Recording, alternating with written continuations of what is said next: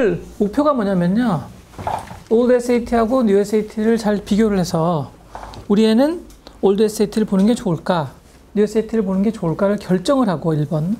만약에 결정했으면 어떻게 해야 되는지, 이 학원에서는 어떤 수업을 듣는 게 좋을지, 혹은 이 학원 안 다닌다고 하더라도 혼자서는 어떻게 공부하는 게 좋을지, 이거를 비교하려고 하는 겁니다. 그때 만약에 올드 SAT를 결정했으면요, 가을이나 겨울이나 차이가 안 납니다. 전혀. 지금 현재 저희 학원 수업에 올드 SAT 결정했을 때는 가을과 겨울이 같습니다. 근데 뉴 SAT로 결정하게 되면 가을하고 겨울이 다릅니다. 겨울은 실전반이고요. 이거는 가을은 장기적으로 대비하는 장기 대비반입니다.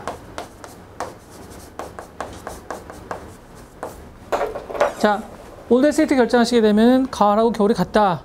이게 무슨 얘기냐면 수업 내용이 똑같다는 얘기죠. 그러니까. 물론 수업 내용은 두 개를 다 듣는 학생을 대비해서 연동이 됩니다. 이렇게. 같은 제로 하지는 않을 겁니다. 근데 수업 방식이 똑같다 그 얘기죠. 접근 방식이 똑같아요. 근데 뉴 SAT를 수업하는 경우에는 가을하고 겨울이 다르다. 이게 무슨 말이냐면 이게 실제 시험 문제 갖고 하는 겁니다. 지금 현재 공개된 문제가 약 10회분 정도가 있고 10회분.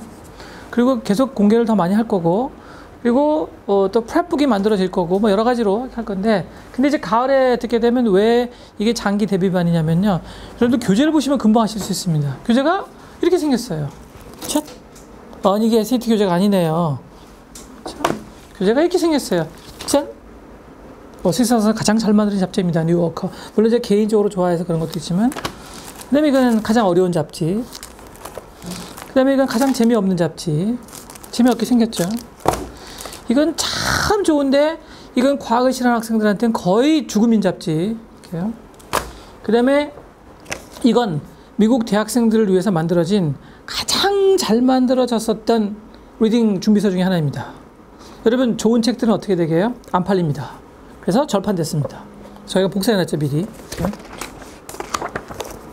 자, 그럼 딱 보시다시피 가을에 듣게 되면 몇 학년을 기준으로 한 거냐면 지금 현재 8학년, 9학년, 10학년이 나중에 SAT를 잘 보려고 준비하는 과정이다 이렇게 생각하시면 되는데, 그렇지만 SAT랑 무슨 상관이 있어야 되기 때문에 저것만 공부하면 절대 안 되죠. 그래서 저걸 이용해 가지고 문제를 만들어 놓을 겁니다. 제가 한번 샘플로 만들어 봤는데요. 샘플 문제를 잠깐 보여드리면, 이 초록색도 아니고 차색도 아니고 무슨 색일까요?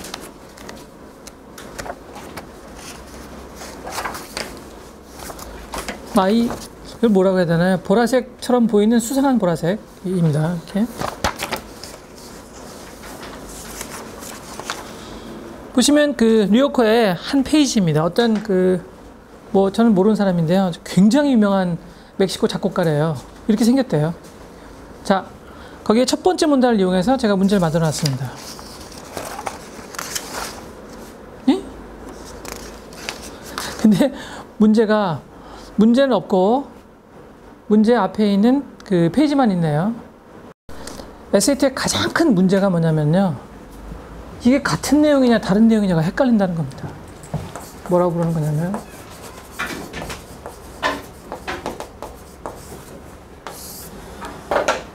제가 몇 개 시험들을 비교해서 보여드릴게요. 뉴 SAT나 올드 SAT나 이의 관점에서는 달라진 게 하나도 없습니다. 하나도. 그렇죠? ACT하고 SAT의 차이가 뭐냐면 ACT는 안 합니다. 저걸 그냥 안 해요. 그냥 대놓고 지문에 있는 게 그냥 답이에요. 그냥요. 여러분 놀라운 게 뭐냐면 실제로 토플하고 그 다음에 수능의 차이입니다. 토플이 몇 퍼센트를 패러프레이징 하냐면요, 70%. 패러프레이징이 무슨 말이냐면 지문에 있는 단어랑 그 다음에 문제에 있는 단어가 다른 단어입니다. 같은 내용인데도. 제가 샘플을 보여드립니다. 여러분 수능이 100%라는 사실 아십니까? 수능이 토플보다 어려운 시험이에요. 근데 왜 이렇게 수능을 쉽다 그러는 거냐고요? 근데 왜 그러냐면 그 수능에 사용되는 지문의 70%를 EBS 교재에서 정보가 베끼기 때문입니다. 썰렁한 나라인 거죠. 제발 다른 나라가 모르길 바라면서. 뭐 이것도 우리나라 말로 녹음했으니까 유튜브를 봐도 미국 사람이 무슨 말인지 모른다고 치고, 만약에 우리나라 말을 아는 미국 사람이 많아지면 뭐 프랑스 말을 하든지 다른 나라 말로 해야 되겠죠. 프랑스 말 잘 못하시면요. 여러분, 사실상 2013년도에 정부가 100%를 베끼려고 하다가 서울대한대 고대에 심한 반발이 부딪혀갖고 70% 낮춰진 겁니다. 이런 망신스러운 나라. 그러니까 수능이 왜 이렇게 점수가 높은 거냐면 문제가 쉬워서 그런 게 아니라 문제가 되게 어려운데요. 지문을 다 본 지문이기 때문입니다. 지문을 알고 시험 보는 거예요. 그냥 처음부터요. 이런 게 무슨 시험이라고. 어쨌든 간에.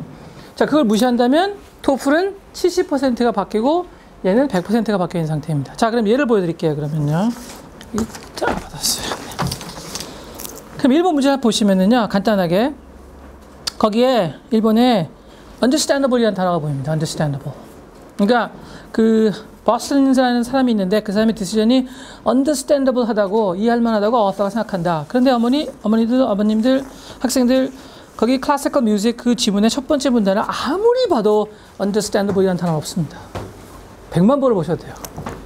여기 요거를 100만 번을 보셔도 understandable이라는 단어는 없습니다. 이런 문제 안 난다는 거죠, ACT는요. ACT는 여기서 이렇게 지금처럼 질문에 understandable이라고 써 있으면 지문에 understandable이라고 써 있습니다. 그냥.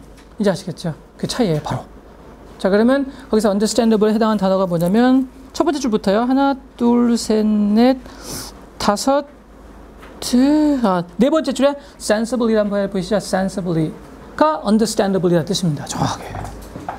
그러니까 왜 sensibly라고 생각했느냐를 생각해내라, 그 얘기죠. 이런 관점에서 보면 새로운 SAT하고 옛날 SAT는 아무 차이도 없습니다. 똑같이 냅니다, 이렇게. 이 공통점을 아셔야만 차이점에 대한 감이 생기실 수 있거든요. 그렇죠? 그리고 왜 sensibly라고 했다고 써있냐면은 쭉쭉 내려가다가 첫 번째 문단의 마지막 줄에 보시면은 멕시코 말이라서 발음 못하겠고요. just lived in it. 그 속에서 살았다, 그 얘기입니다.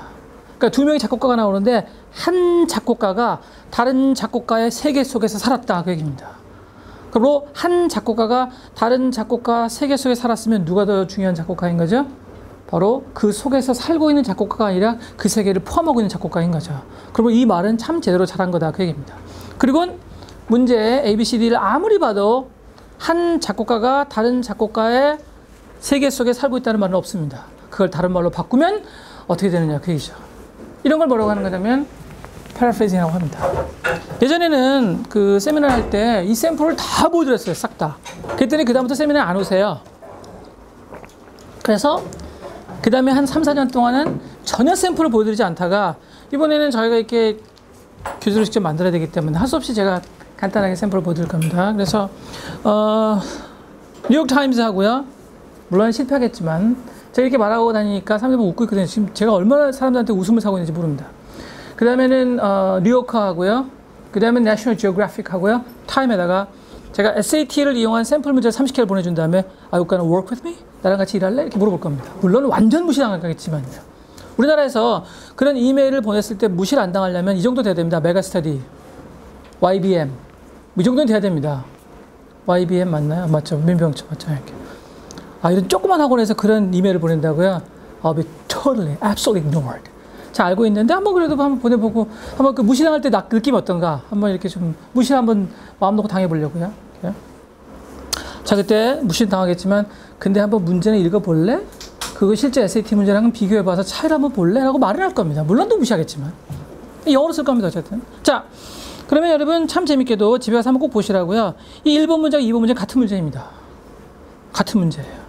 A가 1의 A하고 2의 A하고 같은 내용이고요. B, C, D가 다 같은 내용입니다. 단어만 바뀌어 있을 뿐. 딱이요. 근데 문제를 보니까 살짝 다릅니다. 뭐가 다르냐면요. 1번 문제는 없는데 2번 문제 most likely suggested 라고 써 있습니다. most likely suggested. 여러분 이게 most likely라는 말은 뭐냐면 가장 그럴듯한 게 뭐냐라는 얘기죠. 그러니까 1번 문제와 2번 문제 비교해보면 2번 문제가 더 어렵다 그 얘기입니다. 답이 D번인데요. D번 선택지가 2번의 D번 선택지가 1번의 D번 선택지보다 훨씬 어렵습니다.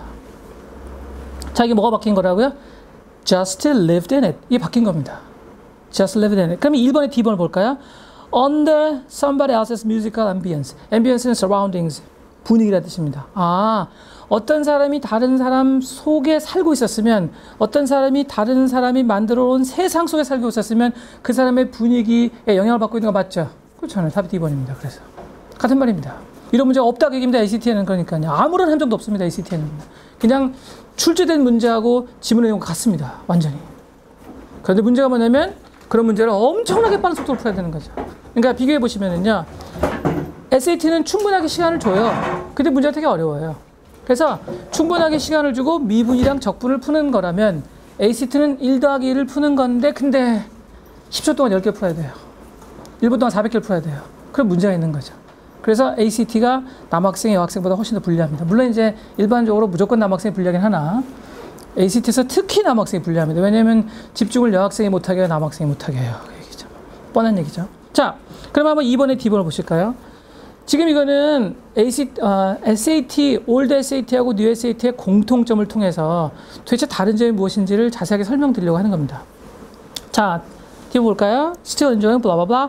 Somebody else who can overpower his musical existence. 자, 원래 내용은 뭐였었죠? 그 속에서 살았다죠. 그러면 그 속에서 살고 있는 사람은 그 속에서 살고 있는 사람을 데리고 있는 사람한테 musical existence를 overpower 당한 거 아니냐 그 얘기입니다. overpower 무슨 말이죠? 압도하다 그 얘기입니다. 그러니까 여러분 만약에 우리가 일제 시대에 살고 있으면 일본 문화에 어떻게 되겠죠? 압도당하겠죠. 그 얘기입니다.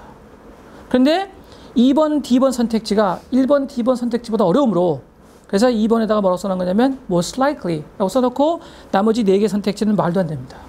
그런데 나머지 4개 선택지에는 지문에 나와 있는 것과 관련된 내용이 다 나와 있습니다. 속이려고 하는 거죠. 그리고 보통 이 정도의 문제를 푸는데 학생들한테 주어진 시간은 40초입니다. 4 seconds. 문제 하나당 40초예요. 그러니까 1번의 D번하고 2번의 D번을 이해하는데 10초 정도 이상 걸려서는 안 된다. 그 얘기입니다. 그리고 이 난이도는 얼마냐고요? 이거 1부터 5까지 약 3 정도 됩니다. 3. 그러니까 이 두 개를 다 맞으면 한 600 정도 나온다. 그 얘기죠. 물론 3시간 40분 동안 지치지 않고 계속 똑같은 정도로 풀었다고 쳤을 때 이런 문제가 ACT는 하나도 없습니다. 자, 그러면 이건 올드 SAT나 뉴 SAT나 똑같아요. 이런 걸 뭐라고 하냐면 말 바꾸기라고 부릅니다. paraphrasing 기법이라고 부르는데 그럼 SAT는 얼마나 사용되냐고요?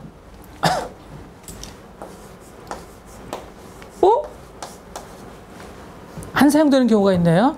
안 사용되는 경우 두 가지 경우입니다. 라인 번호를 주지 않았을 때, 지금처럼요, first paragraph 이런 걸 안 줬을 때요. 지문 전체를 다 읽어야 하는 경우에는 간혹 paraphrasing 하지 않는 경우가 있습니다. 두 번째는요, 너무 어려울 때. 아주 너무 어렵거나 아니면 라인 번호를 주지 않으면 그러면 이렇게 말장난을 하지 않는 경우가 간혹 있습니다. 그런데 여러분, 지문 전체를 다 읽어야 되거나 너무 어려우면 말장난을 안 해도 틀리긴 마찬가지거든요. 그러므로 사실상 안 한 거나 한 거나 그게 그거죠. 자, 그러면 이제 올드 SAT하고 뉴 SAT의 공통점은 뭐라고요? paraphrasing입니다. 이건 한치 오차도 없습니다. 뉴 SAT도 똑같이 paraphrasing을 그대로 엄청나게 사용합니다. 그러면 차이점이 도대체 뭐냐?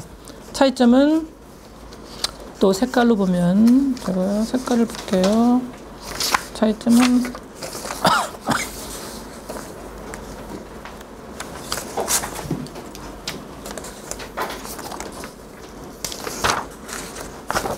딱딱 안 보이네요. 색깔이 어디 갔죠? 뒤에 있네요. 이 색깔입니다. 또 이상한 색이죠. 이게 무슨 색이지 이게? 이상한 살색. 그렇죠? 자, 여기 뉴 SAT, 올드 SAT라고 되어 있고 fact vs opinion이라고 되어 있습니다. fact는 뭐냐면 사실이고 opinion은 의견이죠. 그렇죠? 그래서 우리가 fact를 뭐라고 할 수 있냐면 객관적 정보, opinion을 주관적 정보라고 할 수 있습니다. 자, 2016년 1월까지 지난 40년 동안 출제되는 기본적으로 모든 SAT 지문에는 전부 다 opinion이 있습니다. opinion. 그러니까 누군가의 opinion을 담고 있지 않은 SAT 지문은 지금까지 단 한 건도 출제된 적이 없었습니다. 단 한 건도요. Not even just once. 그럼 비교 한번 해볼까요? 그러면 토플은 어떨까요? 토플은 100% opinion이 전혀 없습니다. 그냥 사실만 나옵니다. 사실만 딱. ACT는요, opinion하고 팩트를 다루기는 다루는데 그게 opinion인지 팩트인지 누가 봐도 바보가 봐도 금방 알 수 있습니다. 그러면 뉴 SAT에는요, 이게 opinion이 없는 지문이 등장합니다. 뉴 SAT에는 opinion이 없는 지문이 등장합니다. SAT 지문을 아예 출제자가 세 가지로 분류해놨어요. 이렇게요. 착하게도 첫 번째 뭐라고 써있냐면 information and ideas. 이건 있어도 되고 없어도 되고요. 두 번째는 synthesis. 세 번째는 rhetoric. 이렇게요. 그러면 부모님들 여기서 opinion에 해당하는 게 어디 있죠? 여기 opinion에 해당하는 게 어디 있습니다. opinion에 해당하는 게 뭐냐면 그 다음에는 우리가 말로 수사학이라고 부르는 건데요. 수사학의 가장 대표적인 경우는 은유입니다. 메타포라고 부르는 거죠. 그냥 우리 엄마는 무서워 그러면 될 것 같다가 My mother is a dragon. 우리 엄마는 용이야 이렇게 말하는 거죠. 엄마가 진짜 용이면 집이 맨날 불타오르겠네요. 그렇죠? 그 참 119가 싫어할 겁니다. 그 가족 중에 한 명이 용인 그런 집안은요. 그때 그런 엄마 My mother is a dragon 이런 거를 수사학이라고 부르는 거고 수사학은 무조건 오피니언입니다. 맞죠? 우리 엄마는 용같이 무서워라는 말은 사실이 아니잖아요. 이거 분명히 뭐죠? 이거 subjective information입니다. 맞죠? 그러므로 여기에 이 부분입니다. 그냥 information. 그 다음에 synthesis. 이 부분이 바로 fact만 가리키고 있는 거죠. synthesis는 뭐냐면요. 이건 무슨 합성이라고 우리가 부를 수 있는 건데 사실 이제 전공이 organic synthesis거든요. 유기 합성인데 그런 합성이 아니고 이건 뭐냐면 도표나 그래프 따위를 보고 뭔 말인지 이해하는지 분석해내는 능력을 보겠다. 그 얘기입니다. 그러니까 기본적으로 synthesis는 주관적 정보하고 객관적 정보 중에서 어디에 근거하고 있는 거죠? 객관적 정보입니다. 올드 SAT에는요. 이런 문제가 전혀 없었어요. 이 부분이 전혀 한 건도 없었습니다. 무조건 100% 오피니언입니다. 그러니까 팩트가 나와 있긴 하나 결과적으로 팩트는 오피니언을 도와주는 입장으로만 사용됐을 뿐 팩트가 중요한 문제는 단 한 건도 없었습니다. 그럼 여러분들이 딱 보시는 순간 문제가 훨씬 쉬워졌겠네요. 진짜 그럴까요? 문제가 쉬워졌을까요? 여러분 제가 지금 질판에서 말씀드린 거는 지문이 쉬워진 겁니다. 지문이. 문제의 난이도를 어떻게 조절할 수 있겠죠? 그걸로요. 지문이 아무리 쉬워도요. 문제가 말장난을 하기 시작하게 되면 얼마든지 난이도는 더 어렵게 할 수 있는 거거든요. 어떤 느낌인지 금방 아시겠죠, 이제? 그래서 요거를 어떻게 만들어내냐면요. 많이 들어보셨을 거예요. 훨씬 더 분석적으로 만들어 놨습니다. 그러니까 옛날하고 지금하고 지문을 보면 지문은 상대적으로 쉬워진 게 분명히 맞긴 맞는데 그런데 문제가 예전 문제보다 훨씬 더 분석적이 된 겁니다. 그러니까 말장난이 더 기묘해진 거죠. 그래서 어떤 느낌이 딱 드냐면요.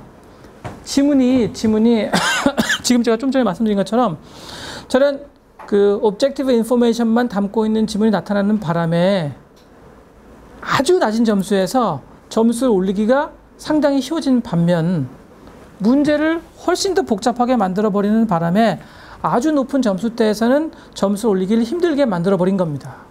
그걸 잠깐 숫자로 잠깐 설명을 드려보면요. 이거는 지우면 안 되고 이건 지워도 되죠? 숫자 잠깐만 설명을 드려보면 여기 800이 있고 일반적으로 우리가 좋은 점수를 700이라고 하고 연습 단계 있고 그 다음에 500이 있고 400이 있잖아요. 한 550에서 이 정도까지는 굉장히 쉽게 올라갈 수 있을 것으로 보입니다. 이 두 가지 이유가 있는데요. 첫 번째 이유는 뭐냐면 지문이 상대적으로 쉬운 내용을 담고 있는 지문들이 많아졌기 때문입니다. 그런데 이 위는 상대적으로 어렵게 올라가기 어렵게 생겼어요. 지금 왜 그것도 그러냐면 아까 말씀드린 것처럼 문제가 훨씬 더 조직적이고 분석적이 됐기 때문입니다. 여러분들이 그러실 거예요. 원래 그렇지 않냐? 아니요. 원래 여기 점수를 올리기가 힘들고요.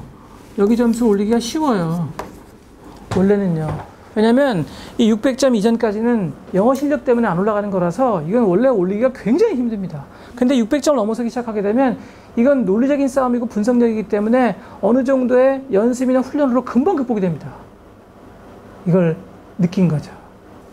그러면 시험 공부를 해서 연습으로 성적 올리는 사람들이 백인인가요? 동양인인가요? 동양인이잖아요. 우리를 잡으려고 하는 겁니다. 그런데 동시에 누구도 같이 경쟁할 수 있는 거죠? ACT요. 왜요? 여러분 누가 ACT를 볼까 SAT를 볼까 고민하죠? 800점 맞는 사람이요. 790점 맞는 애가요. 누구죠 딱이요? 550점에서 600점대 딱 있는 애들이 이거 ACT를 볼까? 야 ACT 보지 마. 우리도 니네만큼 쉬워. 이건 일종의 호객행위라고 볼 수 있습니다. 그러므로 1번 ACT하고 잘 대응하고 2번 공부를 해서 점수를 엄청나게 올리는 동양인을 막고 이런 일석이조를 가겠다 그 얘기입니다. 근데 이거는요. 세 번째 아주 굉장히 좋은 효과가 하나 있습니다. 그게 뭘까요? 여러분 그러면 학교를 비교해 볼까요? 그러니까 이 ETS가 컬리지 보드하고 ETS가 이건 지어도 됐죠? 컬리지 보드는 SAT를 시행하는 기관이고요. ETS가 SAT를 만드는 기관입니다. 얘들이 잔머리를 굴리고 있는 게 딱 눈에 보입니다. 자 그러면 세 번째 좋은 점이 뭔지 보여드릴까요? 걔네들 입장에서 세 번째 좋은 점 가장 좋은 주립대학이 어디죠? 버클리죠 뭐. 모르신 분은 설마 없겠죠. 그리고 이 버클리는 2가 3개고 싸이가 넣은 버클리는 2가 하나입니다. 그렇죠? 그러니까 이렇게 학교 이름 헷갈리시면 안 됩니다.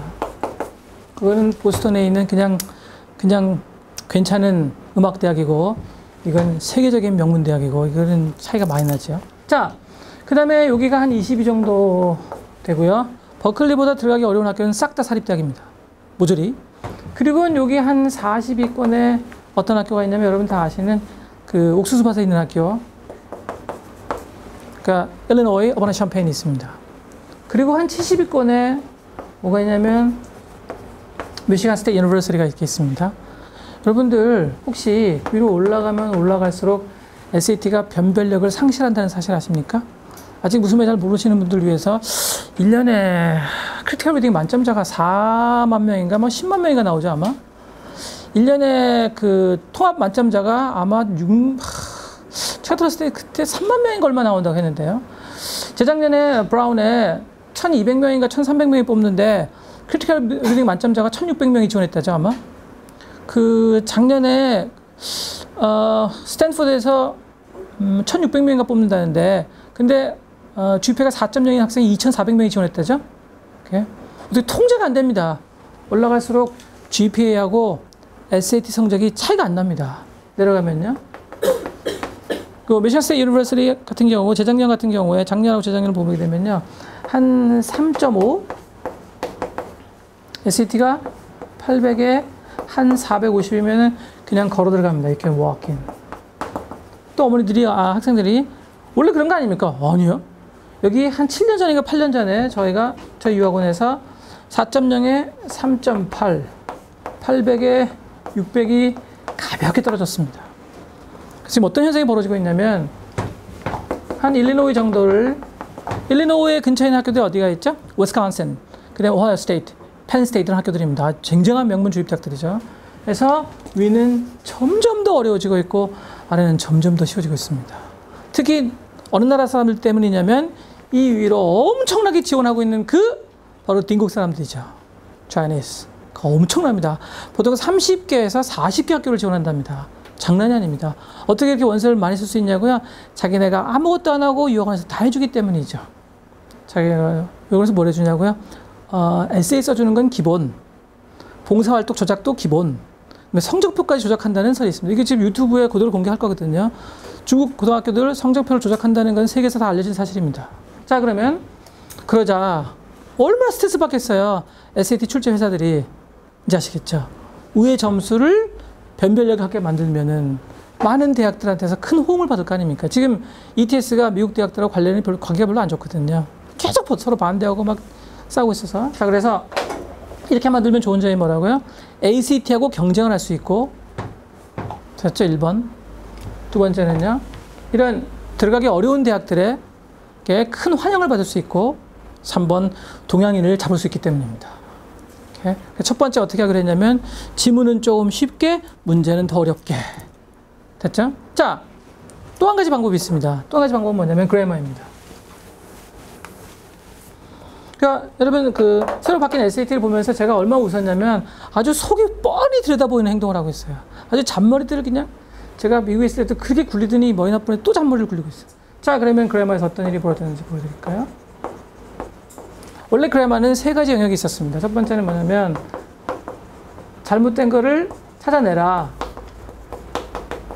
그냥 우리나라 뭐 수능이랑 내신이랑 똑같다고 생각하시면 돼요. 그냥 5개 중에 잠뜩이 뭐냐 이렇게. 그렇죠? 요거는 이제 우리나라 시험에 없는 건데요. 이건 뭐냐면 센텐스 임프루먼트라고 부르는 겁니다.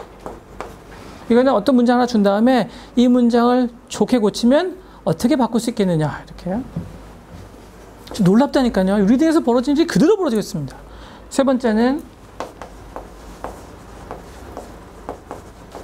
paragraph improvement입니다. 이거는 이 paragraph를 어떻게 하면 고칠 수 있겠느냐. 뭐 예를 들면 이런 거죠.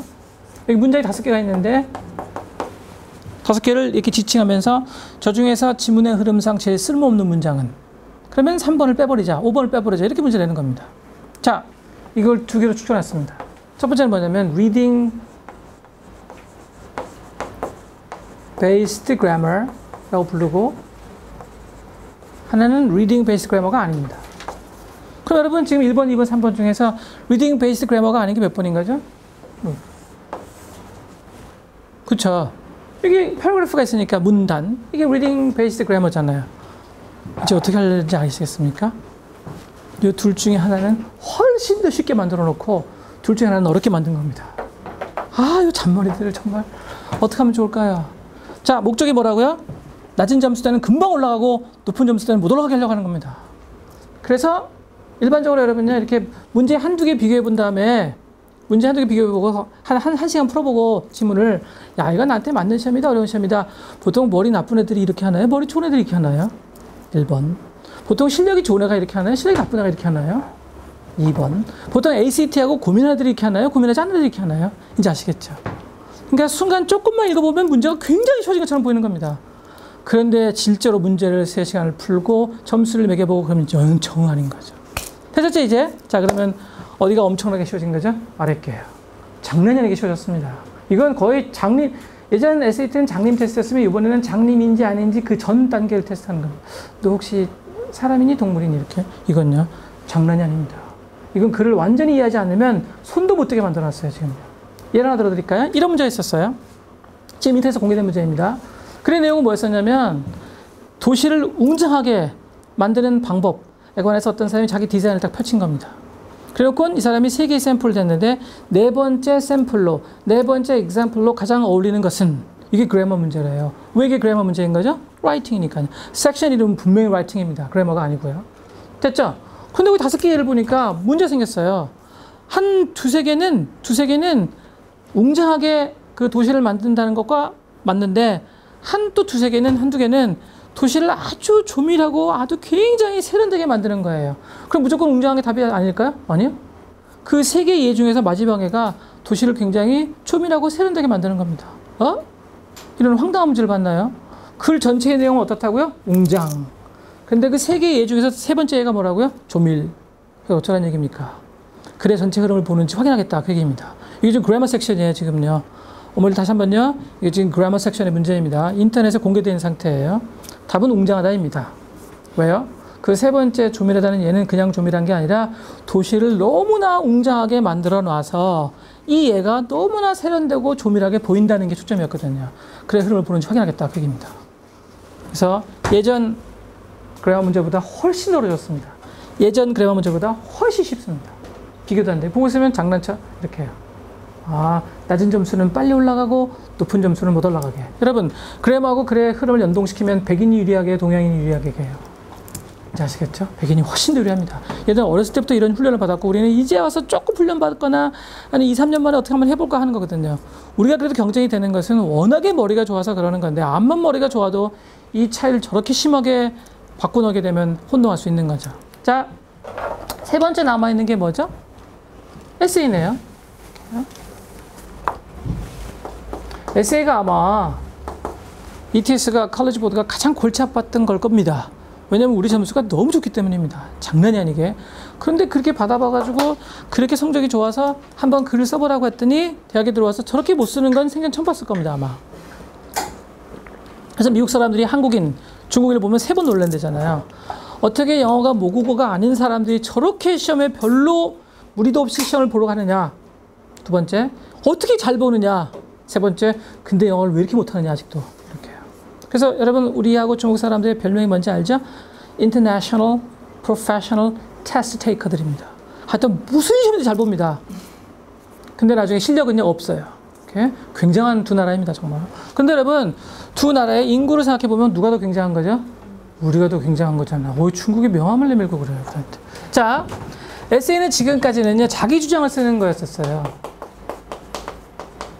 그래서 학원들이 학생들이 어떻게 했냐면 한 서너 개의 예를 딱 외운 다음에 그 다음에 문제를 딱 보고 자기 예에 맞도록 문제를 살짝 바꿔가지고 글 써버리는 겁니다. 그러면 당연히 감점하지 않을까요? 그렇죠. 근데 채점하는 사람들이 약 15분에서 20분밖에 쓰지 못하며 그걸 다 읽지 못한다는 걸 미국 사람들이 알아냈습니다. 그러니까 착한 미국 사람들이 무슨 일을 하는지를 나쁜 미국 애들이 알아낸 거죠.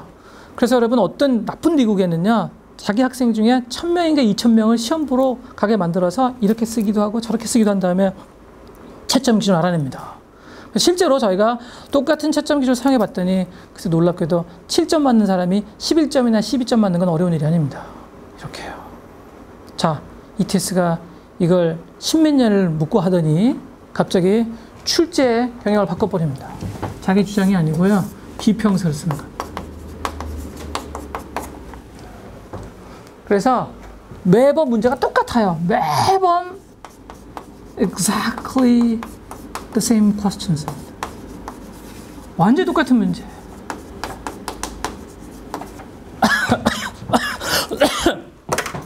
뭐만 달라지겠죠? 비평을 해야 되는 그 글, 매번 달라집니다. 학원에서 준비할 수 있습니까? 없습니까? 못하죠? 뭐 딱 끝났습니다. 저는 그래서 우리나라의 그 큰 소리 치는 학원들이 어떻게 준비할지를 생각해 보면 자다가도 웃음밖에 안 나옵니다. 자, 그러면 딱 세 가지 문제. 첫 번째 문제는 뭐냐면 저자가 자기 주장을 하기 위해서 사용한 사실과 주장을 분류하라는 겁니다. 지금 뭐 하고 있는 거죠?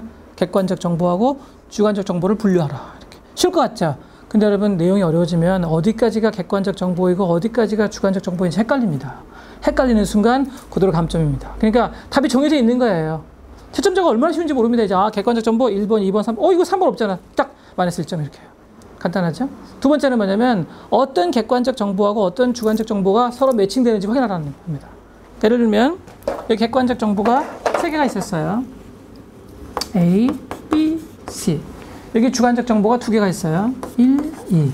그러면 얘는 얘랑 매치되고 얘는 얘랑 매치되고 이걸 확인하라 얘기입니다. 잘못 매칭 시키는 순간 그냥 틀리는 거죠. 채점하기가 얼마나 쉬워요. 그러면서 그래머도 보고 노래성도 보고 다 보겠다 그 얘기입니다. 학원들이 준비하지 못할 것으로 보입니다. 잠깐만요. 말을 바꾸죠. 그걸 가르치는 강사는 몇 점 나올지 알고 싶습니다.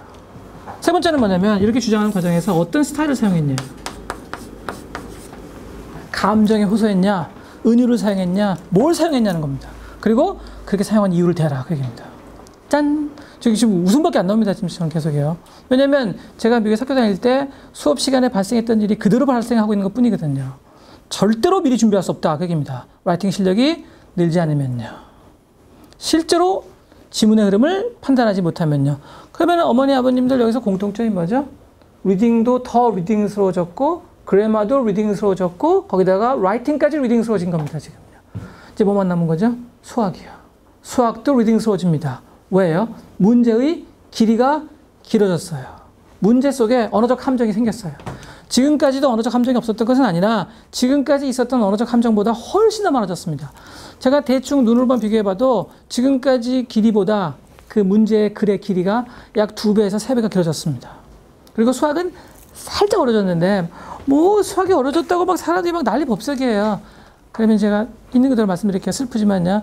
예전 SAT는요. 중학교 1학년 수학이고요. 지금 SAT는 중학교 2학년 수학이에요. 참 많이 어려졌죠. 그렇죠? 어머니들이 그러실 겁니다. 이게 무슨 얘기냐고요?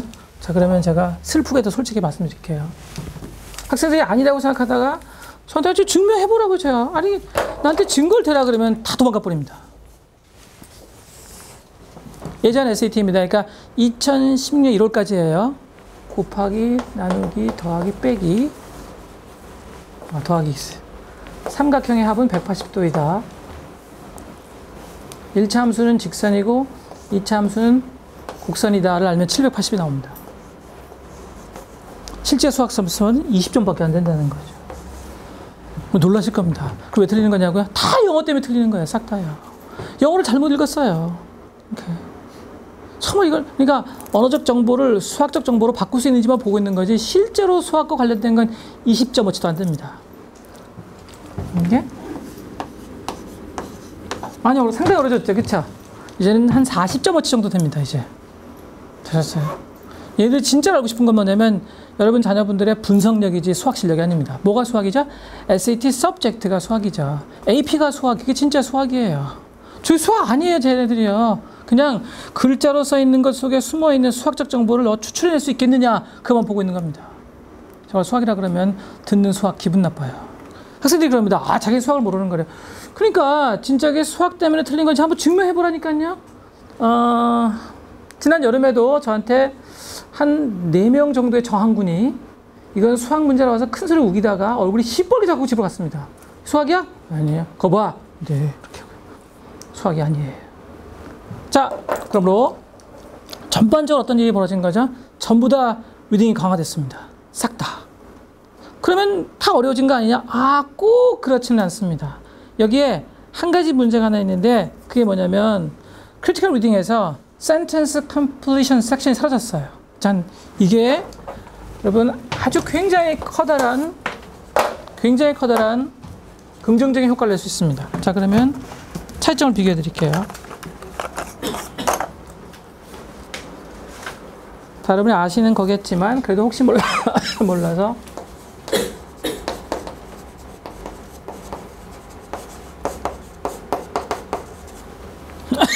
이게 뭐냐면요, 빈칸을 주고 빈칸에 어떤 단어가 들어갈지 알아맞혀라, 그 얘기입니다.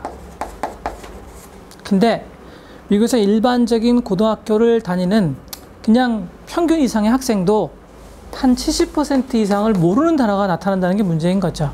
그러니까 우리나라 사람도 70%를 모르는 한국어가 나타나는 국어시험인 겁니다. 이런 일이 왜 발생한 거냐면, 우리말도 그렇긴 하지만 영어가 특히 이 차이가 엄청나요.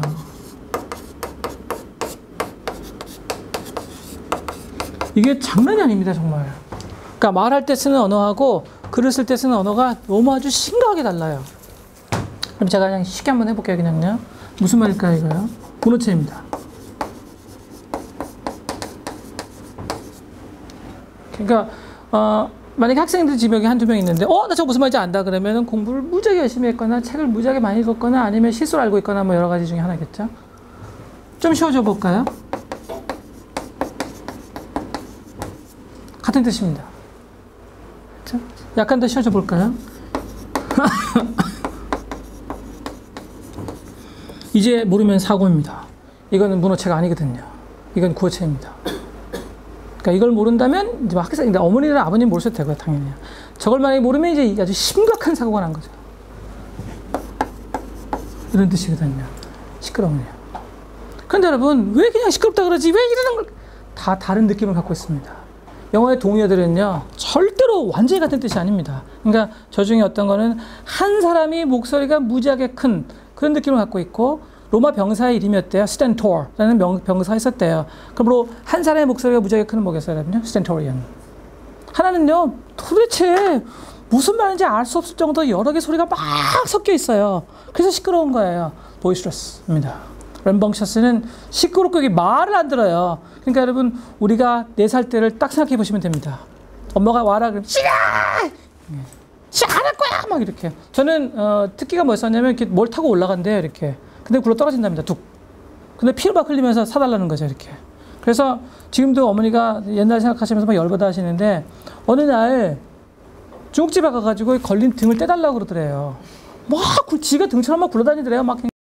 목표가 뭐냐면요, 올드 SAT하고 뉴 SAT를 잘 비교를 해서 우리 애는 올드 SAT를 보는 게 좋을까, 뉴 SAT를 보는 게 좋을까를 결정을 하고, 1번.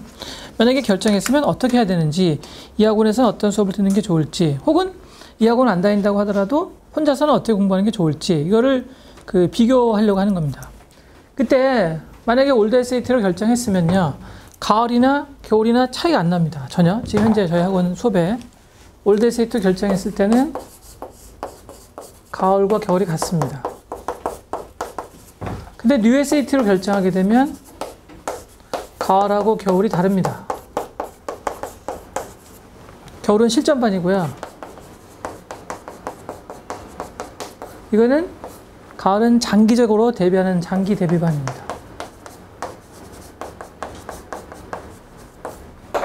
자, 올 SAT 결정하시게 되면 가을하고 겨울이 같다. 이게 무슨 얘기냐면 수업 내용이 똑같다는 얘기죠. 그러니까 물론 수업 내용은 두 개를 다 듣는 학생을 대비해서 연동이 됩니다. 이렇게 같은 재료를 하진 않을 겁니다. 근데 수업 방식이 똑같다 그 얘기죠. 접근 방식이 똑같아요. 근데 USAT를 수업하는 경우에는 가을하고 겨울이 다르다는 게 무슨 말이냐면 이게 진짜 시험 문제 갖고 하는 겁니다. 지금 현재 공개된 문제가 약 10회분 정도가 있고 10회분 그리고 계속 공개를 더 많이 할 거고 그리고 또 프랩북이 만들어질 거고 뭐 여러 가지로 할 건데 근데 이제 가을에 듣게 되면 왜 이게 장기 대비반이냐면요. 여러분들 교재를 보시면 금방 아실 수 있습니다. 교재가 이렇게 생겼어요. 첫 아니 이게 SAT 교재가 아니네요. 자, 교재가 이렇게 생겼어요. 짠!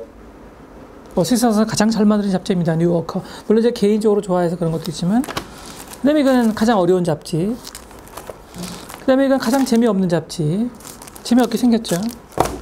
이건 참 좋은데 이건 과학을 싫어하는 학생들한테는 거의 죽음인 잡지. 그 다음에 이건 미국 대학생들을 위해서 만들어진 가장 잘 만들어졌었던 리딩 준비서 중에 하나입니다. 여러분 좋은 책들은 어떻게 되게요? 안 팔립니다. 그래서 절판됐습니다. 저희가 복사해놨죠 미리. 자, 그러므로 딱 보시다시피 가을에 듣게 되면 몇 학년을 기준으로 한 거냐면 지금 현재 8학년, 9학년, 10학년이 나중에 SAT를 잘 보려고 준비하는 과정이다 이렇게 생각하시면 되는데 그렇지만 SAT랑 무슨 상관이 있어야 되기 때문에 저것만 공부하면 절대 안 되죠. 그래서 저걸 이용해 가지고 문제를 만들어 놓을 겁니다. 제가 한번 샘플로 만들어 봤는데요. 샘플 문제를 잠깐 보여드리면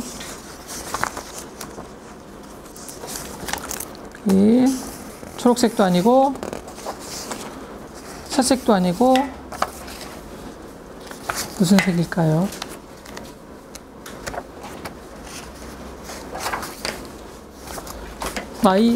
이걸 뭐라고 해야 되나요? 보라색처럼 보이는 수상한 보라색입니다. 이렇게 보시면 그 뉴요커의 한 페이지입니다. 어떤 저는 모르는 사람인데요. 굉장히 유명한 멕시코 작곡가래요. 이렇게 생겼대요.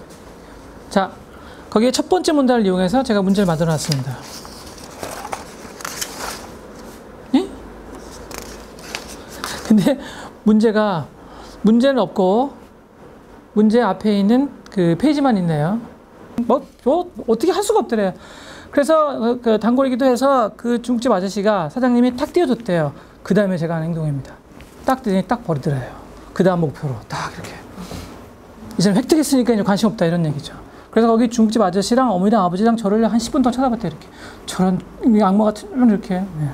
제가 중학교 1학년 때까지 그랬답니다. 자, 이런 게 바로 람방식이었어요. 시끄러운 놈이 전혀 말을 듣지 않고 있는 거죠. 자, 그러면 이 문제의 문제가 뭐냐면요. 단어가 너무나 어려운 게 많이 한꺼번에 나와 있어요. 하나, 둘, 셋, 넷, 다섯. 그래서 내가 만약에 이 단어랑 이 단어를 모를 때 추측을 하기가 굉장히 힘듭니다. 왜냐면 너무 어려운 단어들이 너무나 많이 섞여 있기 때문입니다. 이 섹션 없애버립니다.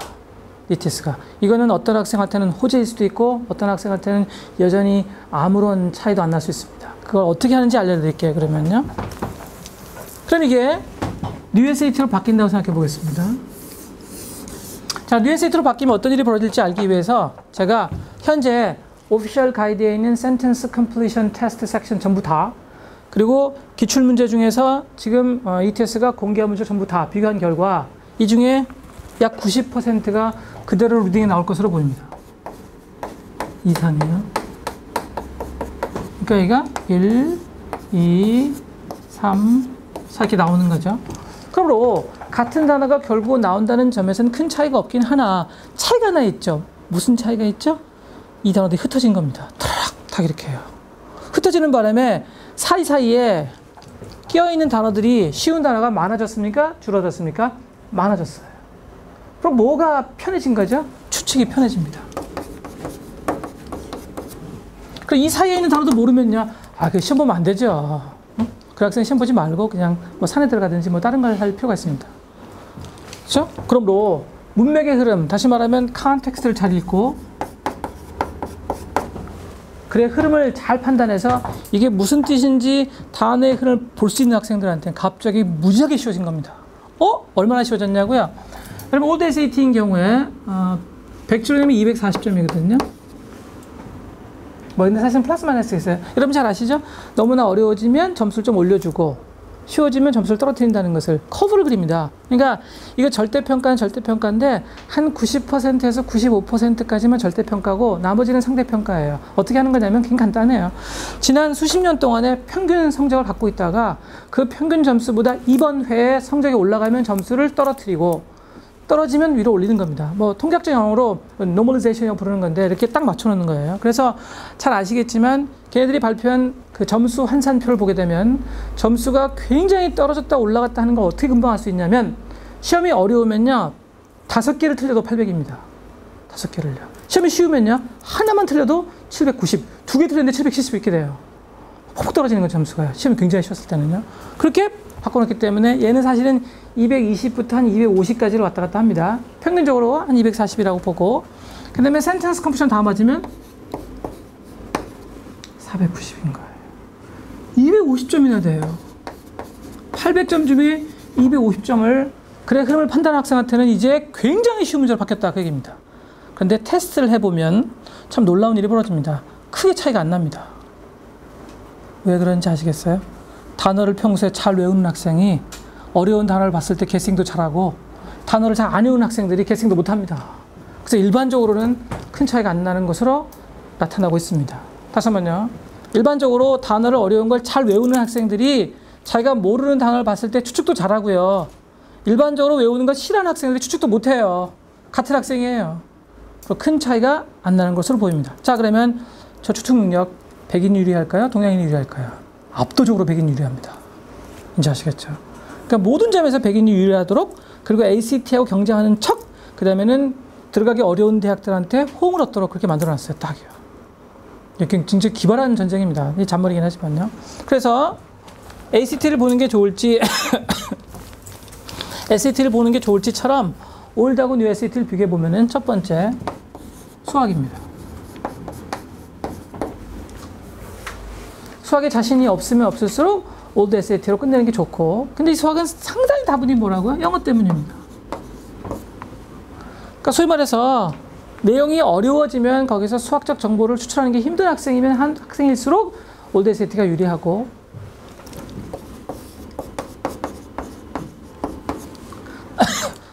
에세이. 근데 여러분 바뀌는 에세이가 이게 옵션이거든요.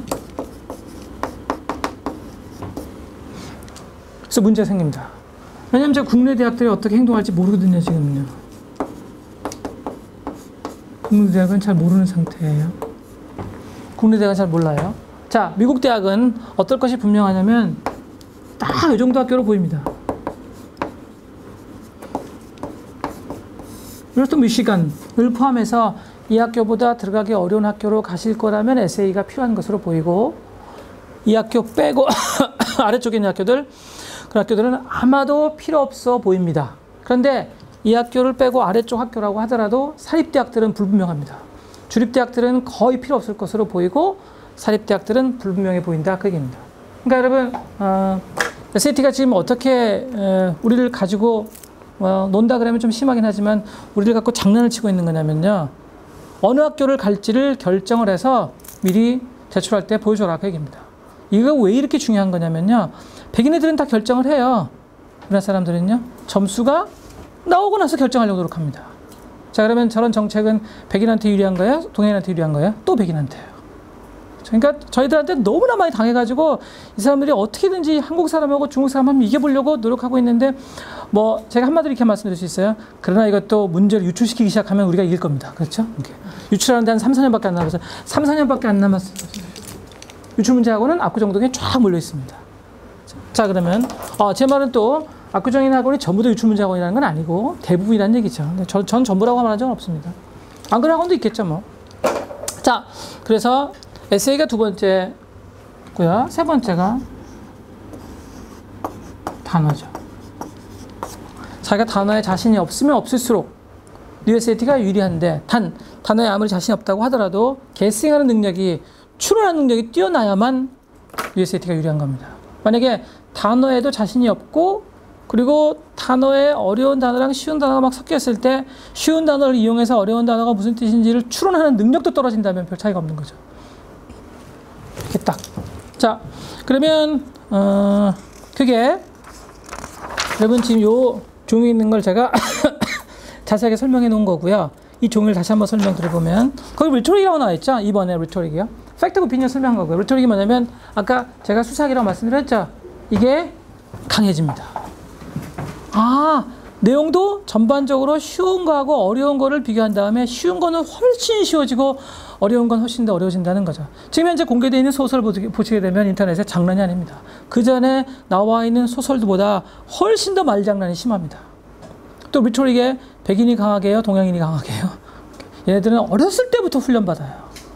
자, 리토릭이 뭔지 다 아시겠지만 우리가 흔히 말하는 말장난입니다. 그러니까 시에서는 흔히 쓰는 거 있잖아요. 뭐 irony, metaphor 이런 거 있잖아요. 뭐 은유, 직유 뭐 이런 거 있잖아요. 그렇죠? 뭐 독설 이런 거. 그런 것들이 전부 다 리토릭에 해당합니다. 이게 더 강해집니다. 자, 3번 perspective는 관점이거든요. 관점. 이것도 마찬가지입니다. 쉬운 관점은 옛날보다 훨씬 더 쉽고 어려운 관점은 옛날보다 훨씬 더 어렵게 양분화하는 현상을 보입니다. 그래서 지금 올라가 있는 어떤 텍사스 하원 의원의 연설문을 보게 되면 쉬운 내용과 어려운 내용이 확 양분화되는 걸 본받을 수 있습니다. 그러므로 전반적으로 옛날 SAT를 봤을 때는 진짜 무슨 말인지 모르겠던 학생이 이번에 새로 바뀐 SAT를 보면 알겠는 내용이 많이 있는 거예요. 중간중간에 속고 있는 거죠. 근데 실제로 문제를 풀게 되면 얘기는 달라지기 시작하는 겁니다. 재밌죠? 자, 4번 패러프레이징은 달라진 게 하나도 없고 이걸 가지고 더 분석적으로 만들고 장난치려는 게 확실해 보입니다. 지금 현재 공개된 문제는 인터넷에 1회분 정도, 그리고는 오피셜 가이드에 4회분밖에 안 나와 있어서 이걸 갖고 내릴 수 있는 최선의 이게 평가입니다. 그러므로 여러분 가끔 가다가 제가 듣는 가장 슬픈 얘기 중에 하나가 뭐냐면 USAT가 더 어렵다 쉽다라고 단정적으로 말하는 사람들입니다. 아니에요. 학생에 따라 전혀 다릅니다. 자, 어떤 학생한테 유리한 거죠? 굉장히 분석적인 걸 좋아하는 학생한테는 유리해졌습니다. 근데 분석적인 거를 싫어하면 싫어할수록 불리해졌다고 보시면 딱 돼요.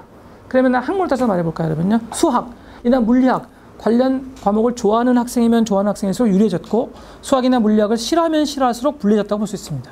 자, 그렇지만 그건 피상적으로 겉으로드러나는 차이고요. 진짜 차이는 시험을 보시는 게 좋습니다. 그래서 만약에 제가 더 자세히 설명을 드리겠지만 우리 애는 뉴 SAT하고 올드 SAT 중에서 뭘 봐야 될지 모르겠다. 그러면은요, 제일 좋은 방법은 시험을 딱 본 다음에 전체 통합 점수에 약 40점 정도가 차이가 나는지 안 나는지를 보고 40점 이상의 차이가 나면 그 차이가 나는 좋은 점수를 갖고 있는 시험으로 보시는 게 좋고 40점 이상의 차이가 안 나면 그러면 이렇게 비교하시는 게 좋고 이걸로도 비교하기 힘들면 그 다음에 이제 학년인 거죠. 자, 학년을 비교하는 방법은 제가 그 옆에 있는 파란 종이에서 같이 설명을 드릴게요. 파란 종이 딱 있죠. 자, 이 파란 종이는 뭐냐면 40점 차이가 확 나거나 아니면 내가 이 세 가지가 너무나 분명하거나 어떤 경우가 있겠죠? 나는 에세이를 보면 올드 SAT를 보고 싶어요. 근데 매스를 보면 뉴 SAT를 보고 싶어요. 근데 또 보캡을 보면 나 보캡 자신이 또 올드 SAT 이게 왔다 갔다 하는 학생이 지금 어떡하죠 이걸? 그렇죠? 그러니까 이 세 개가 너무 겹쳐 있어요. 그러면 할 수 없이 1번 슈퍼스코어를 인정하는가? 예. 자, 이때 조심할 것. 우리나라 대학들은 현재까지는 100% 슈퍼스코어를 인정합니다. 그냥 가장 높은 점수가 제일 좋은 점수예요. 근데 미국 대학들은 슈퍼스코어를 인정하는 학교도 있고 하지 않는 학교들도 있습니다. 자, 그러면 슈퍼스코어를 인정하는 경우는 어떤 면 되는 거죠? 올드 SAT인지 뉴 SAT는 상관이 없는 거죠, 뭐. 그냥 계속 보셔가지고 잘 나오는 거 내시면 돼요, 그냥요. 그럼 일반적으로 미국 대학은 누가 슈퍼스코어를 인정하죠? 주립대학들입니다. 자, 주립대학 중에서 슈퍼스코어를 인정하지 않는 학교는 매년 조금씩 달라지고 있는데 버클리를 포함해서 한 3, 4개밖에 없습니다. 버클리를 포함해서 한 3, 4개.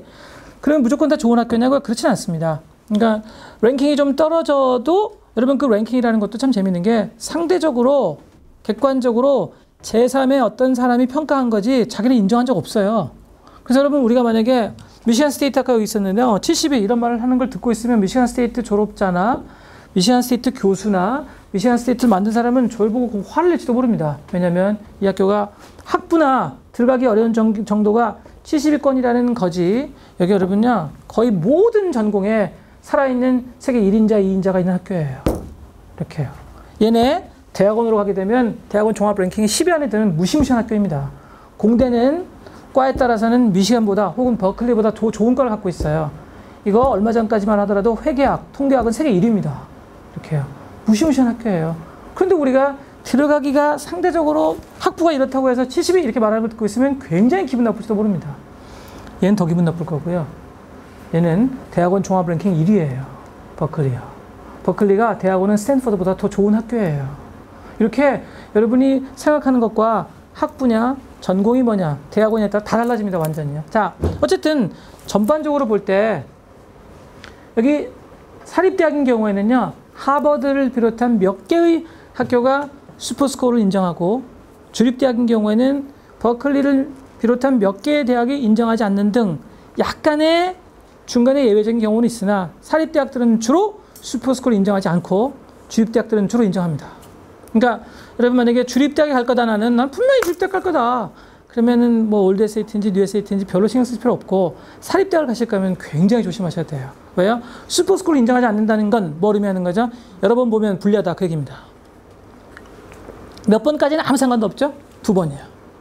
3번부터는요 문제 생깁니다. 자, 3번부터 문제 생기는데 어머니들이 잘못하고 계신 경우가 너무 많아가지고 제가 그러면은 간단하게 설명을 드릴게요.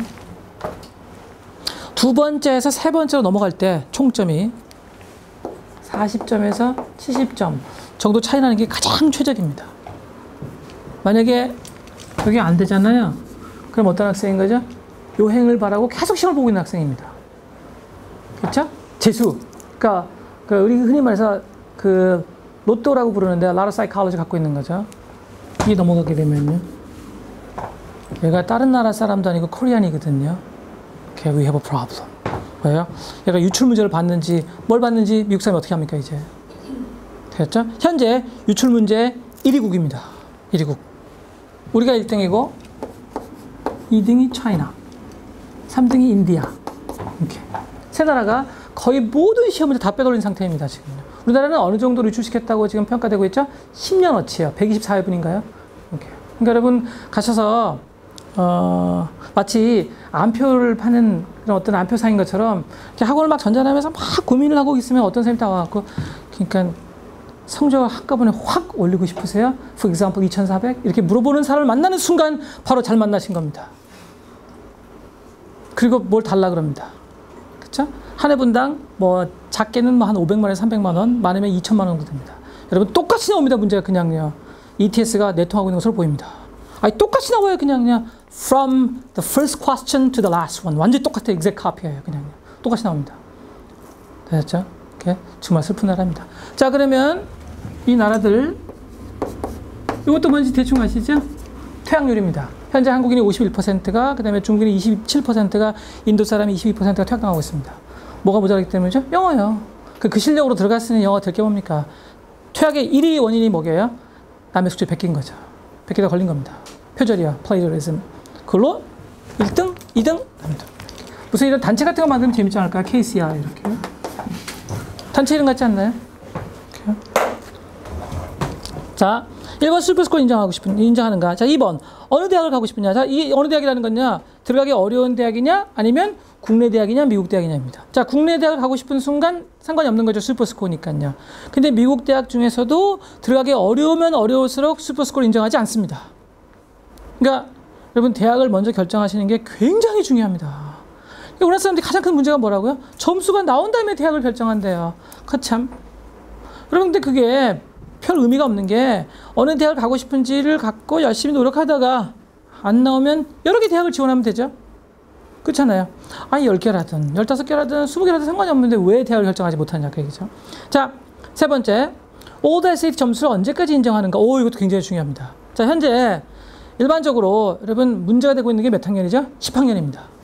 8학년하고 9학년은 뭐 생각할 것이 없고요. 10학년에 점수를 인정하느냐에 따라서 올드 SAT를 볼 거냐 말 거냐를 결정할 수 있는 거거든요. 자, 현재 제가 확인 안 해봤는데 뭐 확인할 것도 없어요. 사실 분명합니다. 예일이 10학년의 SAT 점수를 인정하지 않겠다고 했습니다.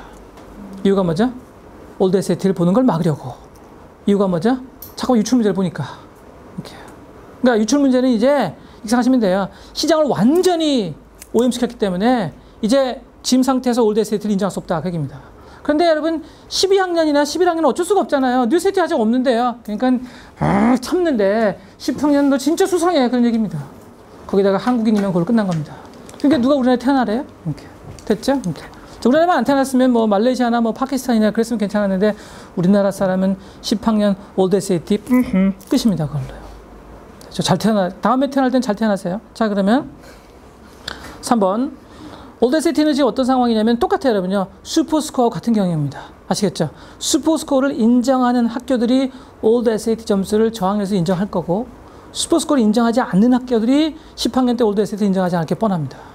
여러분 2003년에 SAT가 딱 바뀌었을 때 SAT가 뭐라 그랬냐면 이제부터 점수를 많이 해가지고 그냥 제일 좋은 점수를 내면 돼 이렇게 발표해버렸어요.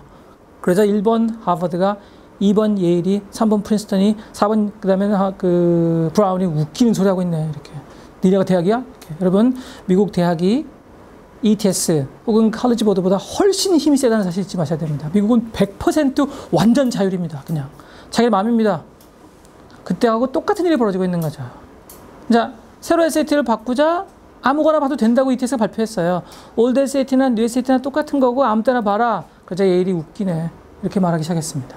라고 인터넷에 자기 홈페이지에 써놨다는데 제가 확인 안 했는데 뭐 뻔한 거죠 뭐. 그래서 올드 SAT 점수를 인정하지 않는 학교하고 슈퍼스코어를 인정하지 않는 학교가 같은 학교일 가능성이 많다. 그 얘기입니다. 그러니까 2003년에 벌어졌던 일하고 지금 똑같은 일이 벌어지고 있는 거예요. 완전히 똑같은 일이에요. 그러니까 누가 인정하지 않을 거죠? 10학년에 올드 SAT를 누가 인정하지 않겠죠? 들어가기 어려운 대학들이에요. 우리나라 대학은요 상관없다니까요. 우리나라 대학은 지금 이런 상태입니다. 얘네들은 이렇게 생각하시면 돼요, 여러분요. 우리나라 대학의 모든 교수님들을 통틀어서 말하는 건 참 슬픈 일이긴 하나 자기네가 못 받을 점수를 요구하는 겁니다, 그냥. 그러니까 자기네가 이렇게 그 대학교 1학년, 2학년 돌아가가지고 나는 절대 못 받았을 텐데 그 받는 애들 좀 같이 해보자 이런 얘기인 것 같아요. 어떻게 모든 대학이 거의 대부분 다 2300, 2440을 요구하냐 그런 얘기입니다. 자기들 분명히 못 받을 거면서 먼저 자기네가 2300이 나온 다음에 그런 점수를 요구했으면 참 고맙겠는데. 자, 어쨌든 우리나라 대학은 지금 그런 상황입니다. 자, 4번 올드하고 뉴 SAT 중에서 어느 게 유리한가는 제가 말씀드린 것처럼 40점 이상 차이가 나는가? 그 다음에 세 가지를 딱 사용하시면 되죠. 자, 그래서 결정을 하셨는데 결정하시기에 되게 힘들 수도 있잖아요.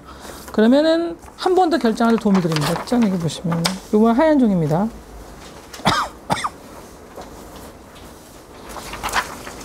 거기에 학년별로 제가 지금 한 번을 다 써놨어요.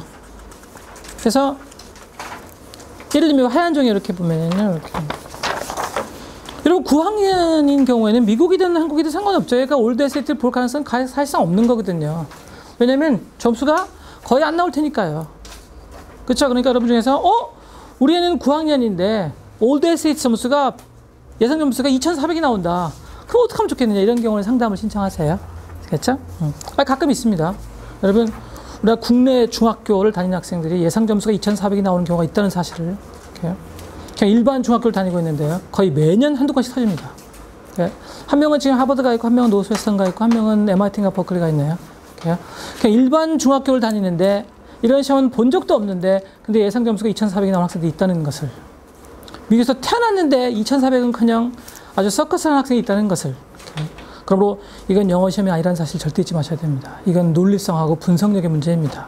그래서 논리성이나 분석력이 떨어진 학생한테 굉장히 불리한 시험입니다. 엄청나게 불리한 시험이에요. 그러면 여러분이 그러실 거예요. 아니 논리성하고 분석력만 있는 애만 사람이냐. 우리는 예술성도 있고 다른 거 잘한다. 그러니까요. 그런 거 잘하면 증명하라는 거잖아요. 그 증명하는 방법이 뭐죠? Diversity. 이렇게 해요. 증명하라고요. 증명하면 돼요. 그래서 매년 재밌는 일인데요. 브라운 같은 경우에 SAT가 크리티컬 리딩이 500점이 안 되는 애가 30명씩 들어가고 하버드는 아예 한참 동안 SAT 점수를 발표한 적이 없습니다. 창피하니까. 자, 어느 학교가 두 학교가 늠름하게 매년 이거 봐! 이렇게 발표하고 있는 거죠. 캘텍하고 MIT요. 왜요? 크리티컬 리딩 입학 평균 점수가 790이에요. 한 학교가 자연대고 한 학교 공대라는 사실 아시겠죠? 얘들은 그러니까 이런 거 웃기네 그 얘기입니다. 미국의 다이버시티를 못 들어가는 학교들 어디죠? 캘텍, MIT, 코넬 이런 학교들입니다. 이건 성적이 나쁘면 절대 못 들어갑니다. 됐죠? 성적이 아무리 나빠도 들어갈 수 있는 학교가 어디죠? 듀크, 에머리, 브라운, 다트무스, UCLA 이런 학교들입니다. 뭐라고 부르는 거죠? party schools. 이렇게. 듀크대 교수님이 오셔가지고 제발 공개적으로 말할 때 듀크를 빼달라고 하셨기 때문에 이 부분은 편집하겠습니다. 자, 그러면요. 다시요. 자, 됐죠, 이제. 여기 제가 이렇게 표시도 막 하고 제가 편집할 거거든요. 표시한 다음에 자, 그러면 다이버시티로 들어가는 성적이 무지하게 나빠 들어가는 학교가 어디냐면 에머리, 다트머스 조심해야 됩니다. 브라운, UCLA 됐죠. 그 교수님하고 약속했거든요. 자, 그러면 사실은 사실입니다. 그렇지만 약속은 약속이니까. 자, 그래서 그건 빼버리면 되고 또 뺀다고 그러다 또 말할 뻔했어요. 학교 이름을요. 이렇게. 자, 그래서 4번 10학년 미국인 경우는 그런데 10학년 국내인 경우랑 좀 다르죠. 제일 문제가 되는 건 11학년이고 오늘 11학년 부모님들 되게 많이 오셔가지고 6분인가 계시네요. 11학년이. 11학년 국내인 경우에 문제가 안 생깁니다. 왜냐면 어떻게 봐도 상관이 없으니까. 자, 11학년 미국인 경우에 오늘 세미나 내용을 정말 잘 기억하셔야 됩니다. 11학년 미국인 경우에는요, 올드 SAT도 가능하고 뉴 SAT도 가능한 상황이기 때문에 지금요. 그렇죠? 올드 SAT하고 뉴 SAT를 다 볼 수 있는 상황이기 때문에 11학년 미국인 경우에는 어느 학교를 가고 싶은지, 점수 차이가 얼마나 나는지, 그리고 이 세 개 중에서 어떤 장단점을 갖고 있는지 분명히 비교하셔야 됩니다. 자, 그러면은 1번 볼까요? 400 이상인 경우 가을 뉴 SAT 중급을 보고 겨울 뉴 SAT 챌린징을 봐라. 이게 무슨 말입니까? 올드 SAT로 높은 점수를 낼 수가 없겠다. 그 얘기입니다. 그렇죠? 그래도 여러분 지금 400 정도 나온 학생이 목표는 그래도 한 600대 중반, 그렇죠? 700대 초반 이렇게 잡는 거지. 자, 지금 400 나오는데 목표는 490. 그럴 리는 없잖아요. 그러므로 지금 400 나온 학생이 올드 SAT를 겨냥한다는 건 말도 안 되는 일이다. 그 얘기입니다. 되셨죠? 500 이상. 자, 이 500 이상은요. 이건 잘하면, 여러분 제가 아까 뭐라고 말씀드렸냐면 500하고 600 이 사이가 점수가 올라가기 힘들다가 이걸 넘게 되면 점수가 갑자기 확 올라갈 수 있거든요. 올드 SAT에서만요. 아시겠죠? 다시 한번요. 뉴 SAT에서는 어디가 훨씬 쉽다고요? 아래 점수가 올라가기가 쉽고 위 점수가 올라가기가 어려워요. 근데 올드 SAT는요. 아래 점수가 올라가기가 힘들고 위 점수가 올라가기가 쉬워요. 지금 헷갈리시는데 그렇게 딱 배치해놨어야 하는데 지금요. 그럼 지금 현재 11학년이 500점이 나오는 경우에는 한번 노려볼 만하다 그 얘기입니다. 그러면 이런 경우에는 올드 SAT를 가을에 듣고 그 다음에는 겨울에 성적이 안 나오면 뉴 SAT로 바꾸고. 됐죠? 만약에 가을에 올드 SAT를 들었는데 성적이 잘 나오면 그러면 겨울에 올드 SAT를 다시 들어라 그 얘기입니다. 아시겠죠? 이게 헷갈리시면 절대 안 돼요. 한 번 더. 자, 요즘 시험 올드 SAT는 어디가 점수가 나오기 힘들다고요? 아래 점수대요. 300에서 400에서 500으로 가는 게 600에서 700에서 800으로 가는 것보다 훨씬 어렵습니다. 비교도 안 됩니다. 10배요? 20배요? You just name it. I'll say it. 그렇게 어려워요. 그런데 뉴 SAT에서는 딱 바뀌어 있는 상태입니다. 지금요. 그러므로 500점 이상 되는 학생이 가을에 올드 SAT 중급을 들어서 만약에 성적이 고급도 괜찮아요. 물론요. 자, 자기가 성적이 잘 나오는 것 같으면 계속 올드 SAT로 밀어붙이고 성적이 안 나오면 빨리 뉴 SAT로 바꿔라 그 얘기입니다. 되셨죠? 자, 600 이상은요. 500보다 더더욱 더 그런 거죠. 700 이상은요. 제가 뉴 SAT 빼버렸죠. 그냥요. 보이시죠? 그러니까 500이랑 600이 나온 학생은 올드 SAT를 끝낼 수 있는 충분한 가능성이 있다 그 얘기입니다. 그런데 400 이상은 가능성이 별로 없어. 물론 여러분 400 이상 나온 학생이 뉴 SAT 중급을 들었는데 갑자기 성적이 막 올라가기 시작하면 그럼 올드 SAT로 겨울에 바꿀 수 있는 거죠. 차이점이 뭐냐면 가을은 집중반들이 아니고요. 되게 느슨한 반이에요. 겨울은 집중반들입니다. 겨울은 여름이랑 똑같은 강도를 갖고 있어요. 겨울은 여름이랑 똑같은 강도예요. 자, 그러면 11학년 국내인 경우에는 뭐 알아서 하는 거지만 슈퍼스코어를 인정하기 때문에 크게 걱정할 필요는 없어 보입니다. 단 우리나라는 특이한 나라라서 가끔 미국이 하는 행동을 따라하기도 합니다. 그리고 우리나라인 경우에는 대학들의 발표를 잘 주시하셔야 됩니다. 우리나라 대학들은 한 가지 특징이 있는데 일관성이라고는 찾아볼 수 없다는 겁니다. 그러므로 매우 굉장히 조심하셔야 돼요.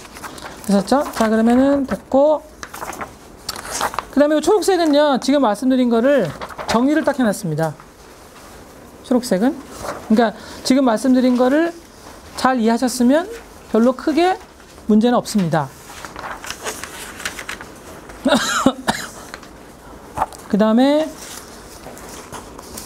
여기 겨울 안내 프로그램이 보시면 여기 보시면요. 여기에 시간표가 나와 있어요.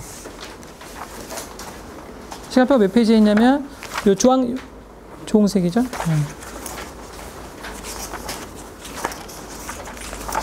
제가 맨날 시간표가 어디 있냐면 그래놓고 자기가 못 찾는데 시간표가 8페이지에 있네요.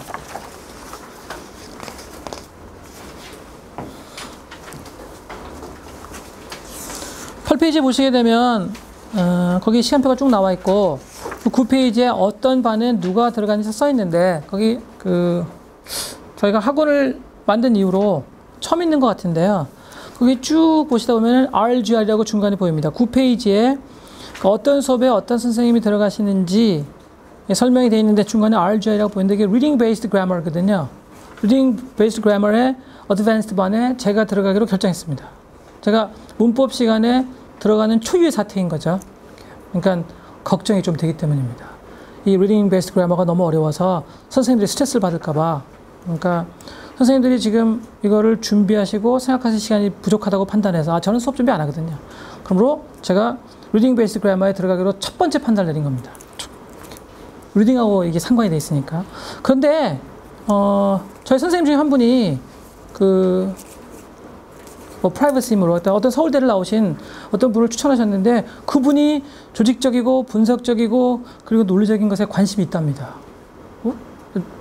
다음 주 수요일 날 면담을 할 거거든요. 그래서 만약에 그분이 하실 수 있다고 판단이 되면 제가 가르치는 거 정말 싫거든요. 그래서 저를 빼버리려고 하는데 그건 잘 모르죠. 뭐 아직은요. 근데 아마 지금 당장에는 훈련이 좀 필요하셔서 그렇게는 될 것 같지는 않아요. 자, 그리고 제가 말씀드린 거를 거기다가 자세하게 설명해 놨어요. 그러니까 3페이지를 보시게 되면 뭐 할 거냐, 어떻게 할 거냐, 4페이지를 보게 되면 또 뭘 어떻게 할 거냐. 제가 지금 말씀드린 거를 그냥 글자로 잘 설명해 놓은 것 불가합니다. 그래서 설명해 놨고 그 다음에 이 빨간 거는 그냥 겨울학기, 가을학기 시간표예요. 그리고 AP 케미스트리는 거기 진도표도 나와 있어요. 진도표대로 딱딱 되진 않겠지만 진도표 나와 있고 보고 있으면 스트레스를 받고 왜 스트레스 받냐면 제가 박사기가 없어가지고 보고 있으면 자꾸 학교 생각이 나고 스트레스 받고 자 넘기고 그러면 다 설명했는지 한번 볼까요? 초록색 됐고 네, 다 됐네요. 정리를 한번 해볼게요. 그러면요. 뉴 SAT하고 올드 SAT는 기본적으로 말장난 한다는 점에서는 차이가 하나도 안 납니다. 전혀. 그런데 예전에는 주관적 정보를 100% 실었던 시험이 이제는 객관적 정보를 한 20, 30%를 실어서 지문 전체는 훨씬 더 쉬워진 것처럼 척을 하고 있습니다. 그런데 그 주관적 정보라고 말해지는 그 부분을 아예 분류를 해놨어요. 뭐라고 분류했다고요? Rhetoric라고 분류해놔서 그 주관적 정보를 갖고 있는 지문들은 훨씬 더 주관적이고 훨씬 더 어렵습니다. 실제로는. 거기다 문제는 더 어려진 상태입니다. 그래서 한 500에서 600점까지는 금방 올라갈 수 있는데 그걸 700, 770 이렇게 깨는 건 굉장히 힘들어 보입니다. 제가 500점부터 770점까지인가 11명을 테스트했거든요. 그 11명은 전부 다 점수가 떨어졌습니다. 왜 그런지 아시겠죠? 제가 300, 400, 500을 테스트했으면 점수가 올라갈 학생이 많았을 텐데 제가 500, 600, 700, 770을 테스트했거든요. 그러자 점수가 다 떨어진 겁니다. 이게 놀랍게도 제가 예측한 거랑 거의 똑같이 물론 지난 여름에 등록을 해서 수업을 들었던 100 몇 명을 테스트해 본 결과 뉴 SAT가 훨씬 더 유리한 낮은 점수대 학생도 있었어요. 그 학생들은 어떤 학생들이냐면 그러니까 국어 실력이 굉장히 좋고 영어가 지금 얼마 안 되어서 발목을 잡혀 있는 상태인 거죠. 그런 학생들은 국어 실력이 굉장히 뛰어나고 우수한 학생들은 뉴 SAT가 훨씬 쉬울 수 있습니다. 얼마 차이 날 거냐고요? 글쎄요. 100점 이상이요. 크리티컬 리딩에서만 100점 이상 차이 날 가능성이 있습니다. 자, 이것 말고 학년, 그 다음에 어느 나라, 어느 학교를 지원하냐에 따라서 완전히 달라진다. 그게 제가 지금까지 설명드린 부분입니다. 다만 여러분이 패러프레이징이라고 말하는 말장난은 전혀 하나도 달라진 게 없습니다. 완전히 똑같습니다. 그냥. 그래서 저희가 만약에 지금 뭐 10월 달에 11월 달에 계속적으로 책들이 출판되고 있는데 그 책들이 너무 허접하잖아요. 만약에 실제 SAT 문제하고 심하게 차이가 많이 나면 제가 실제 SAT 문제처럼 시뮬레이션을 해서 그래서 문제를 만들어서 올리려고 벌써 시작을 했습니다. 뭐 지금은 2문제밖에 안 만들어 놨지만. 그럼 어떤 문제가 더 좋은 문제냐고요?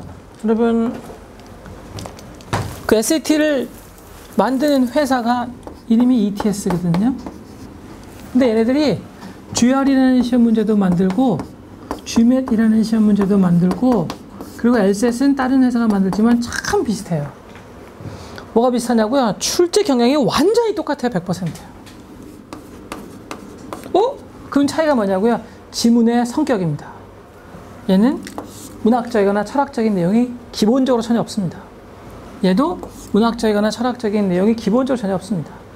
얘가 약간 있긴 한데 뭐 크게 차이는 안 납니다. 그러면 그거 말고는 어떤 차이가 있냐고요? 얘가 훨씬 더 분석적입니다. 문학적이거나 철학적인 내용이 없고 분석적이라고요? 딱 뭐죠? 뉴SAT랑 비슷하네요. 그래서 여러분 얘를 뉴SAT에 맞도록 문제를 조금만 수정하면 됩니다. 얘는요 수정할 필요가 없습니다. 왜요? 분석적인 거 따지면 얘를 따라가기 어렵기 때문에 얘는 패러프레이징이 세계에서 가장 어려운 시험입니다. 근데 이거 여러분 이 GMAT이 무슨 시험인지 아시는 분은요 이렇게 들으시면 웃으실 거예요. 이거 경영대 실용 석사 경영학 다시 한번 해볼게요. 경영학 말장난 경영학 말장난 보이시죠? 관계가 경영학 말장난 경영학 입만 살았잖아요. 그렇죠? 세상에서 가장 말장난을 잘하는 시험입니다. GMAT. 그래서 보통 SAT에 약 1.5배에서 2배 정도 어렵습니다. 이건 미국 법대 갈 때 보는 시험인데요. 굉장히 지극히 논리적인 시험이에요. 그래서 이 기출 문제를 약간만 쉽게 바꾸면 그러면 SAT에서 가장 어려운 문제가 똑같아집니다. 그래서 제가 10월달하고 11월달에 출판 예정인 굉장히 많은 출판사들이 있는데 혹시 걔네들이 허접한 문제를 만드는 걸 대비하여 그러면 걔네들이 왜 허접한 문제를 만든다고 걱정하고 있는 거냐면 걔네들이 만든 올드 SAT를 보고 있으면 짜증이 나거든요. 그래서 그걸 대비해서 얘들을 수정할 생각입니다. 다만 이런 수정은 안타까운 게 학원에서밖에 못 쓰는 거죠. 왜냐면 출판된 문제를 이용했기 때문에 저희가 이걸로 상거래 행위를 할 수가 없으니까 도저히. 약간 안타까운 일이고 그래서 제가 뉴요커나 아니면은 그 타임즈 같은 데다가 문제를 30개씩 보내가지고 같이 한번 사업을 해볼까 이렇게 물어보겠지만 그것도 무시당할 거고 그러니까 이거는 무시당할 거고 이건 물어볼 수도 없는 거고 저희는 학생들 성적하고 실력만 올리면 되는 거죠. 자 그래서 제 목표 중에 하나는 뭐냐면 칸 아카데미처럼 전혀 수익을 내지 않고 학생들의 영어 사용 능력과 그리고 논리성하고 분석력을 그 높게 올리는 그런 사이트를 한번 만들어 보고 싶은데 그러려면 얘네가 협조해야 됩니다. 근데 얘도 협조하지는 않을 것 같아요. 왜냐면 협조할 애들이 아니거든요. 둘 다. 아주 자본주의의 거의 깡패들이, 자본도 편집하겠습니다. 이거는 이렇게 자본주의에 굉장히 힘세신 분들이거든요. 이렇게 깡패인데 사실은. 자 그러면 여기까지요. 뉴요커는 되게 좋은 잡지입니다. 그렇지만 또 모르죠. 경영진이 바뀌었을지도 모르고. 여기까지 질문 있으시면 그러면 질문하시면 제가 상세히 대답해 드리겠습니다.